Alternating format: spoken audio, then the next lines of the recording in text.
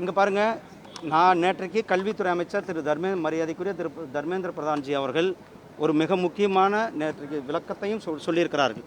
இந்த விளக்கம் என்னென்னா, பிஎம்ஸ்ரீயில் நீங்கள் அந்த சில எந்த திட்டமாக இருந்தாலும் ஒவ்வொரு திட்டத்திற்கும் நிதி ஒதுக்கும் போது சில கண்டிஷன்ஸ் இருக்கும்.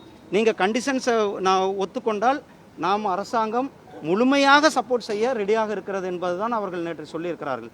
அதனால் ஒரு நிதிக்கு எதுக்கு வேணால் நிதி கொடுக்குறார்களோ அதுக்கு சில கண்டிஷன்ஸ் இருக்கும். அந்த கண்டிஷனை நாங்கள் ஒத்துக்கொள்ள மாட்டோம், ஆனால் நிதி மட்டும் வேணும் என்பது நம்மளுடைய மாண்புமிகு அமைச்சரினுடைய நேற்றைக்கு விளக்கம் என்னென்னா, நீங்கள் கண்டிஷனை நாங்கள் முழுமையாக எல்லா வகையிலும் நாங்கள் சப்போர்ட் பண்ணுவோன்னு தான் சொல்லியிருக்கிறார்கள்.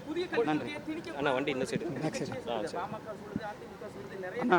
நம்ம தான் சொல்லியிருக்கோம், புதிய கல்விக் கொள்கை மூலியமாக எந்த அளவுக்கு மக்களுக்கு நன்மை கொடுக்கிறது, தாய்மொழியை ஊக்குவிக்கின்ற கல்வி. நான் என்னுடைய குழந்தைகளை அல்லது ஆரம்ப கல்வியில் தாய்மொழி ஊக்குவிக்கின்ற கல்வியை எதற்காக எதிர்க்க வேண்டும்? சன்ஷைன் ஸ்கூலில் திமுககாரங்க நடத்துகிற ஸ்கூலில் அவங்க இன்றைக்கு தமிழ் சொல்லிக் கொடுக்குறார்களா? இல்லையே. சும்மா அரசியலுக்காக இந்த போலி வேஷமெல்லாம் போட்டுவிட்டு ப்ரொக்ரெசிவாக நம்மளுடைய மாணவர்களை சர்வதேச தரத்தில் அவர்களை உயர்த்துவதற்கான ஒரு நடவடிக்கை தான் தமிழக அரசாங்கம் எடுக்க வேண்டியவில். அதுக்காக இந்த புதிய கல்விக் கொள்கையை நாங்கள் எதிர்ப்பு மூலியமாக யாருக்கும் ஒரு நன்மையும் கிடையாது. நம்ம அதுதான் நான் சொல்ல வரேன். அதுதான் நான் சொல்ல வந்தது, அதுதான் கேளுங்க.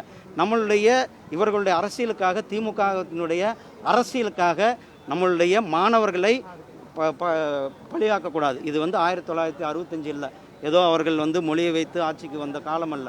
இப்போ இருக்கிற இளைஞர்கள், நான் தான் ஆரம்பத்தில் சொன்னேன், இப்போ இருக்கிற இளைஞர்கள் ப்ரொக்ரெசிவான இளைஞர்கள், இப்போ இருக்கிற இளைஞர்கள் உலகத்தை பார்த்த இளைஞர்கள், இப்போ இருக்கிற இளைஞர்கள் திமுகவை பார்த்து அவர்கள் பின்னாடி போகின்ற இளைஞர்கள் அல்ல. இப்போ இருக்கிற இளைஞர்கள் வளர்ச்சியையும், நாட்டினுடைய வளர்ச்சியையும், நாட்டினுடைய முன்னேற்றத்தையும் எதிர்பார்க்க கொண்டிருக்கிற இளைஞர்களாக. ஏன்னா அது சட்டப்படியான இல்லைண்ணா, இது பாருங்க, சட்டப்படியான நடவடிக்கை எடுக்கப்பட்டிருக்கிறது. அது நடவடிக்கையை விகடன் மீது மத்திய அரசு நடவடிக்கை எடுத்து அதுக்கு சொல்லுவாங்க, உங்களுக்கு சொல்லுவாங்க. இல்ல அதிகாரப்பூர்வமான எந்த அறிவிப்புமே வரலைன்னு சொல்லுவாங்க. வண்டி இந்த சைடு வண்டி பின்னாடி சொல்லுவாங்க. வண்டி இந்த சைடு